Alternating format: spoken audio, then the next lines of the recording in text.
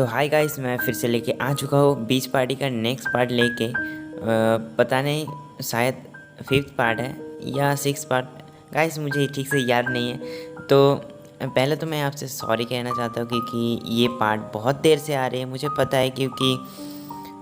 क्योंकि अब मैं क्या ही बोलूँ। अब ज़्यादा टाइम ना वेस्ट करते हुए चलिए स्टार्ट करते हैं इस वीडियो को।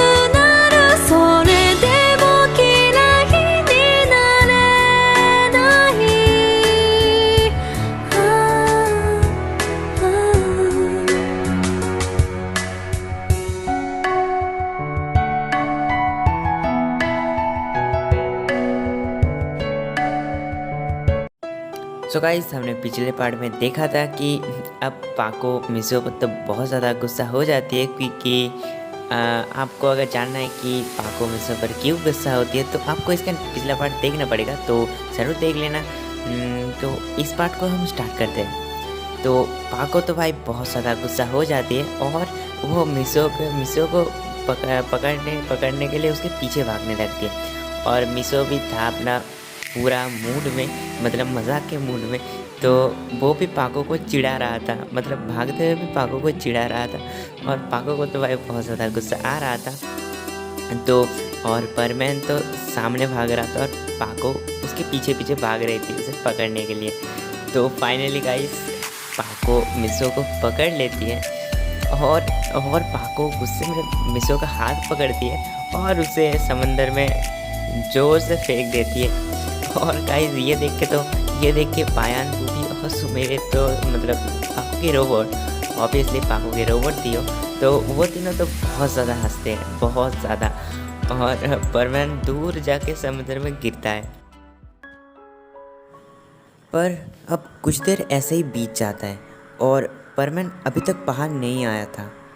तो पायान तो पाको अब थोड़ा डर रही थी और पायान और बूबी और पाको के रोबोट भी डर रहे थे। और पायान बोलता है कि परमैन अभी तक बाहर क्यों नहीं आया, क्या हुआ? फिर पाको बोलते हैं अरे छोड़ो उसको, तो मुंह में बैज ले लिया होगा और हमारे साथ प्रैंक कर रहा होगा। फिर पायान बोलता है नहीं पाको, तुम गलत समझ रहे हो, उसने तो उसका केप और बैज तो होटल में ही रख के आया है। फिर पाको बोलते क्या, तुमने मुझे ये पहले क्यों नहीं बताया? फिर पाको बिल्कुल भी टाइम ना वेस्ट करते हुए पाको परमैन के पास जाती है, मतलब परमैन जहाँ पर गिरा था। फिर वो अपना मुंह में अपनी बैज लेती है और पानी के अंदर चली जाती है। वो समंदर के अंदर चारों तरफ देख रही थी और वो परमैन को ढूंढ रही थी, पर परमैन उसे कभी मिल नहीं रहा था। तो वो और गहराई में जाती है और वो देखती है कि परमैन वहाँ पर बेहोश पड़ा है और उसका पैर पत्थर में अटका हुआ है। तो वो क्या करती है, वो तो बहुत ज़्यादा डर जाती है परमैन को देख के। तो वो परमैन के पास जाती है और सबसे पहले उसका पैर उस चट्टान से निकालती है और उसे बाहर लेके आती है। गाइस यहाँ पर पाको ने उसका केप पहना था, तो वो परमैन को बाहर लेके आती है और एक खाली जगह पर लेके जाती है, क्योंकि अगर वो बीच पे लेके जाएगी तो भीड़ हो जाएगा। तो इसलिए वो परमैन को एक खाली जगह पर लेके आई थी। और अब वो परमैन को एक चट्टान के ऊपर लेटाती है और फिर परमैन को बुला रही थी। पाको के आंखों से तो आंसू निकल रहे थे और वो बहुत ज़्यादा ही डर गई थी। फिर वो देखते कि परमैन की सांसें ठीक से नहीं चल रही, तो वो क्या करते हैं, वो सबसे पहले परमैन का पेट दबा के उसके पेट के अंदर से सारा पानी निकालती है समंदर का। और फिर वो फिर से परमैन को बुला रही थी।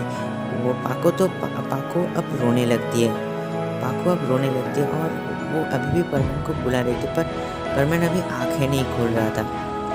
तो वो क्या करती है, वो और कुछ नहीं सोचती, वो परमैन को लिप टू लिप किस करते हुए ऑक्सीजन देने लगती है। अपने मुंह से।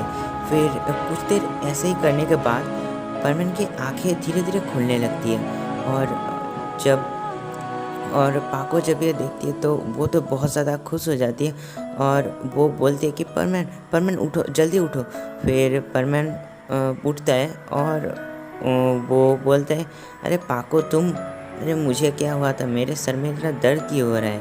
फिर पाको पाको तो कुछ नहीं सोचती और वो परमन को सीधे गले लगा लेती है।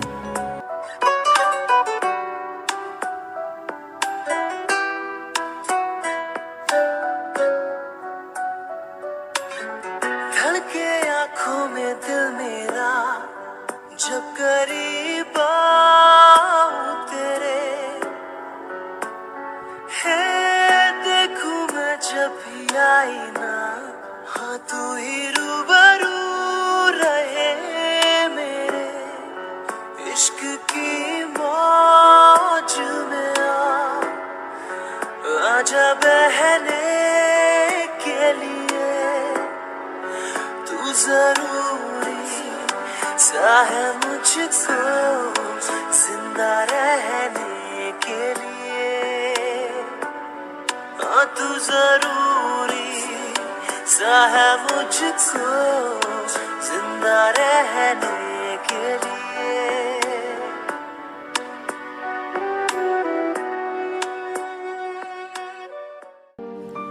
अब पाको तो मिसो परमन को गले लगा के बहुत ज़्यादा रो रही थी, बहुत ज़्यादा। और परमन को भी बुरा लगता है कि पाको इतना ज़्यादा रो रही है, तो वो भी पाको को गले लगा लेता है और वो बोलता है, पाको शांत हो जाओ, अब सब ठीक हो गया है, देखो मैं भी ठीक हूँ, तो अब तुम क्यों रो रही हो। फिर पाको बोलती है बहुत धीमी आवाज़ में कि परमन प्लीज़ मुझे माफ़ कर दो, मेरी वजह से तुम्हें इतनी प्रॉब्लम हुई, प्लीज़ मुझे माफ़ कर दो परमन प्लीज़।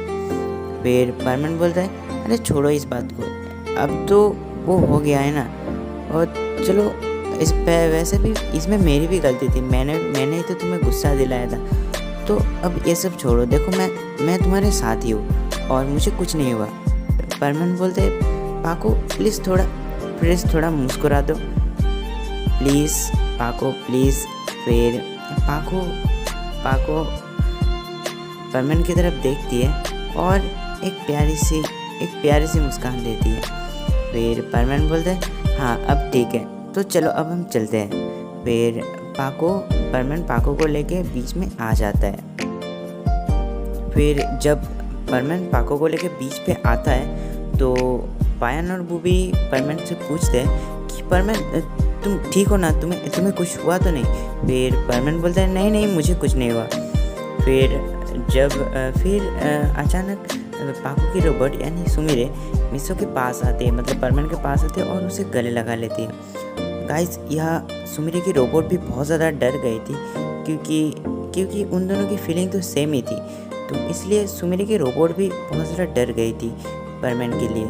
तो और पाको ये देखती है, उसे थोड़ा बुरा लगता है पर वो इस पर कुछ नहीं कहती क्योंकि उसे पता था कि उसकी फीलिंग, मतलब उसकी रोबोट की फीलिंग उसके जैसे ही है, तो उसकी रोबोट भी परमन के लिए बहुत ज़्यादा डर गई थी, उसे ये पता था, तो वो अपने रोबोट को कुछ नहीं बोलती इस बार।